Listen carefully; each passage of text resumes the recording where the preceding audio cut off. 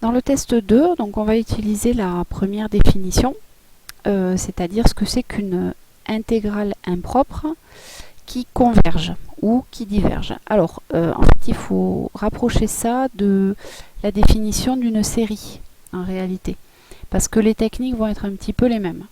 Donc, une intégrale impropre ou une intégrale généralisée qui converge, c'est lorsque l'intégrale sur un intervalle borné a une limite lorsque l'une des bornes tend vers l'infini. C'est un petit peu comme dans une série. Une série, elle converge, elle a une somme. Si la suite de ces sommes partielles, elle a une limite. Ben là, c'est un petit peu pareil. Sauf qu'on fait l'intégrale sur un intervalle borné, on fait tendre une borne vers l'infini. Alors, on va faire ça sur l'exemple concret. Par exemple, l'intégrale de 1 à plus l'infini, de 1 sur t carré dt converge-t-elle? Alors, la première chose à faire, c'est toujours pareil, puisqu'on parle d'intégrale, il faut déjà voir si la fonction que l'on cherche à intégrer est continue. Parce que s'il y a un problème de continuité, on va être bien embêté et on ne pourra pas vérifier si l'intégrale converge. Donc cette fonction, elle est bien continue sur 1 plus l'infini. Donc déjà, on va avoir aucun problème pour pouvoir pouvoir calculer l'intégrale au moins sur un intervalle du style 1a.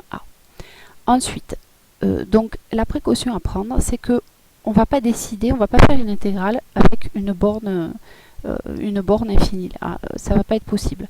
On va faire une intégrale comme dans la définition sur un intervalle borné, et ensuite on va faire tendre la borne vers l'infini.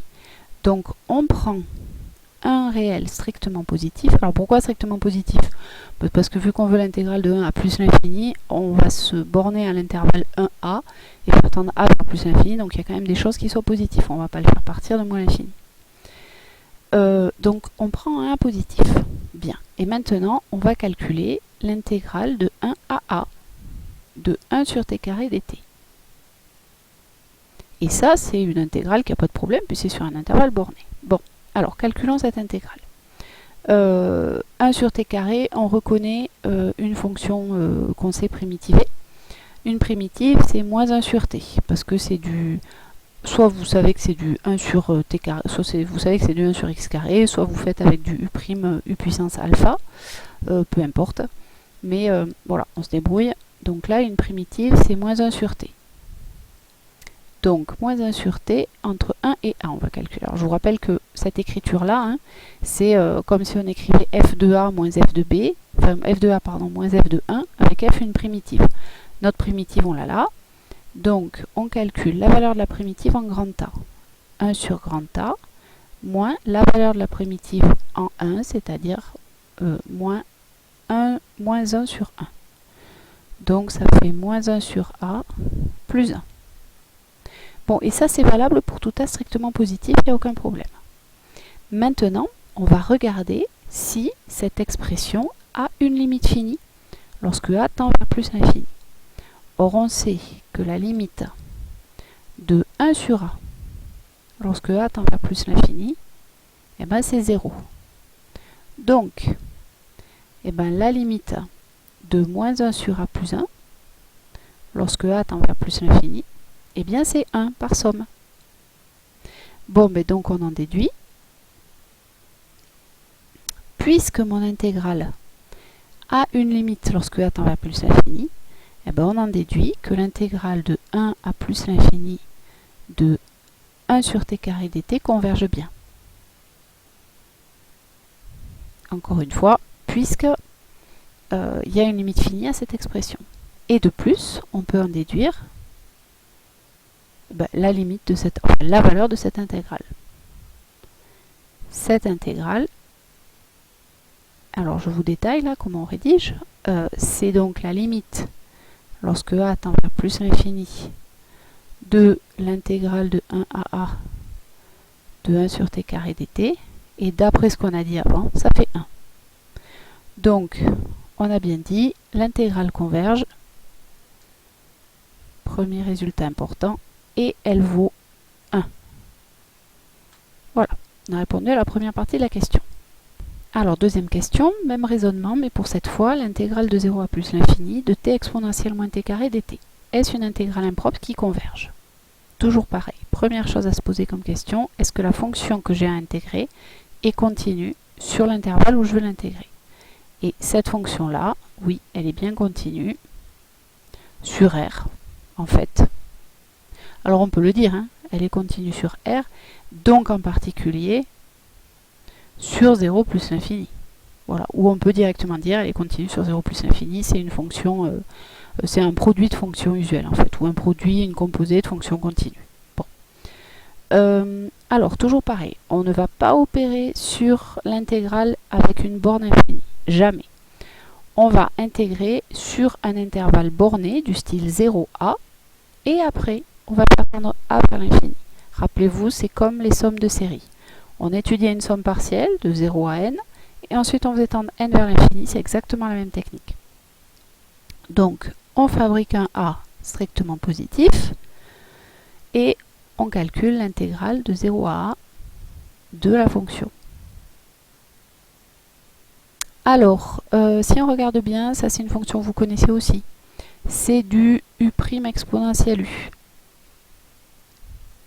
Sauf qu'ici, ce qui nous ennuie un petit peu, c'est que si u c'est moins t carré, dans ce cas-là, u' c'est moins de t. Or, nous, on n'a pas moins de t, on n'a que t. Donc, je vais prendre ma petite astuce habituelle, je vais modifier légèrement mon intégrale pour faire apparaître le vrai u' exponentiel u. Donc, je répète, si u c'est ça, u' c'est moins de t. Et maintenant, moi, je ne veux pas le moins 2 qu'il y a devant, donc je multiplie par moins 1,5. Et là maintenant, le moins 1,5, je peux le sortir, l'intégrale c'est une constante. Et il me reste à calculer l'intégrale de moins 2t exponentielle moins t carré dt. Alors, mon moins 1,5, je le garde. Donc une primitive, ben là ça devient exponentielle moins t carré, j'ai fait pour, à calculer entre 0 et a, donc c'est un calcul d'image avec ma primitive, donc moins 1,5 facteur 2. Alors, la primitive en a, ça fait exponentielle moins a carré, moins la primitive en 0, exponentielle moins 0 au carré.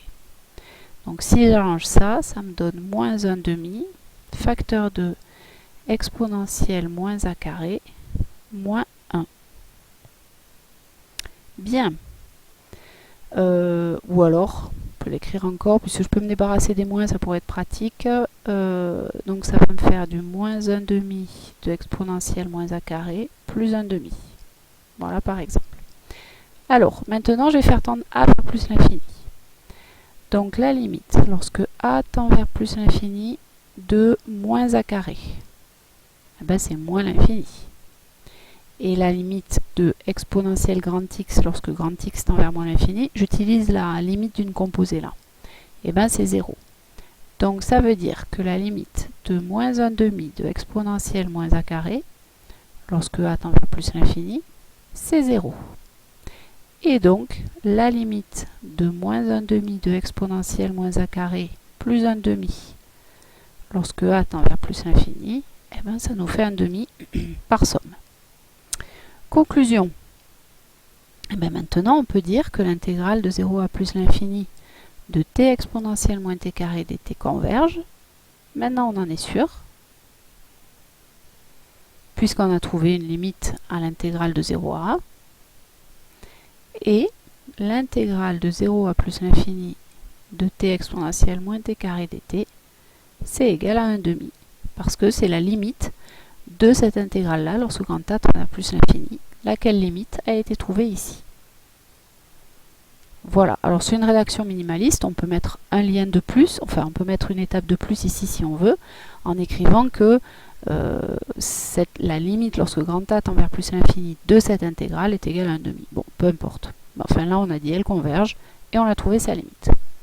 Et ben c'est fini pour le test 2.